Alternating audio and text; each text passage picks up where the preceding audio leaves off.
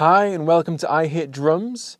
Today I'd like to discuss one of my primary teaching mantras, which is ask, don't tell.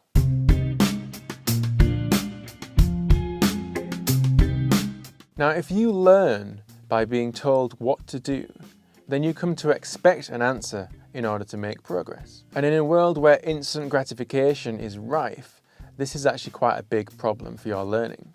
But if the problem is framed as a question, this helps you make a connection to the answer and think about it in quite a logical way.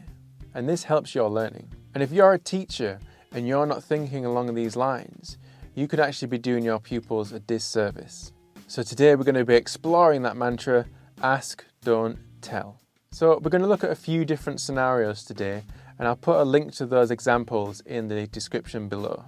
So in this first scenario, you've got a pupil that's learning how to read the tom notes for the first time. And they get to this bar and they play the fill, but they play the wrong drums. So you could just give them the answer by saying, that wasn't right, you played the snare drum there when you should have played the mid-tom. And then the pupil goes, oh, okay, and then hits the mid-tom. Or you could frame it differently and say, how many different drums are in that fill? The pupil has a look and they're engaging with the exercise and they say 3, which is still incorrect. And then you could say, are you sure? Have another look. And you could even push it a little bit by saying, are they all sitting on a line? Or do any of them have a line running through the middle? And at this point, the pupil looks again and goes, oh, there's a mid-tom there. This asking process and a little prompt about the line running through the middle has made sure that the pupils actually engage with the exercise, and they've now made a link between the line running through the middle and recognizing that as a mid-tom. And in future exercises, they're going to be looking out for this. Now, there might be an occasion where the pupil doesn't recognize the mid-tom, and that's fine. Once you've tried these asking options and tried to get them to engage with it, you could even then go so far as to show them all of the different drums, the snare drum, high tom, mid tom, floor tom, and where those notes sit, and ask them to compare that to the exercise. Again, this is going to encourage engagement with the exercise and strengthen the pupil's learning.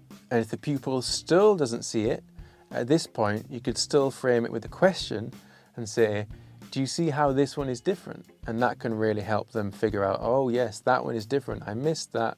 It's a mid-tom. Let's have another scenario. And this is example 2 on the attachment in the description. So the pupil is playing this groove and they miss one of the hi-hats in the middle where the rest is. You could just say, you missed a hi-hat. There should be 2 there. And the pupil goes, oh, okay. Or you could say, well done. That was pretty close. But can you work out what it was that you missed? There was one thing there that you didn't play. So you frame this as a question, and now again the pupil is looking at the exercise, trying to engage with it and seeing if they can figure out what they missed. And if they still don't see it, you could again frame it as a question and say, how many hi-hats should you be hearing in the middle of that groove between the snare drum and the next bass drum? And at this point the pupil has a look, oh, it's 2, I didn't do 2. And now they've figured it out. Let's look at one more scenario, and this is example 3 on the worksheet, which you can find in the link below in the description. The pupil plays this groove and plays 2 bass drums at the end of the groove. You could say, those are 2 snare drums, not bass drums. This doesn't help the pupil because you've just given them the answer. Next time around, they just remember what you taught them. They're not engaging with the exercise. You could frame this differently and say, in bar 13, those last 2 hits, where are the dots sitting? And at this point, the pupil is going to look at the exercise a bit more closely. They're going to concentrate on where the dots are sitting rather than the shape of those 2 notes attached together. And then they probably figure out, oh, those are snare drums, not bass drums. So try this out when you're teaching. The more you do this, the more it's going to become a habit for you as the teacher.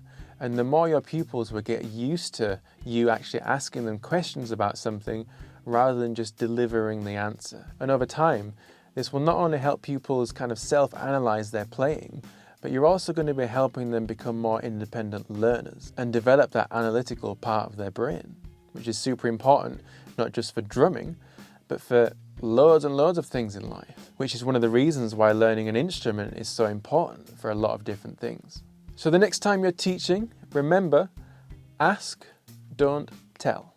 Now the examples we use in these 3 scenarios can be found in the download link, which is available in the description below, and they all actually feature in my book A Beginner's Guide, which you can find on my website www.ihitdrums.co.uk. This book is a grade 1 to 2 book, and I've written it so it's designed to introduce the pupil to all the elements they're going to need to play grade 1 to 2 pieces. If you are a teacher, check out these books. But that's all for today, so until next time, enjoy!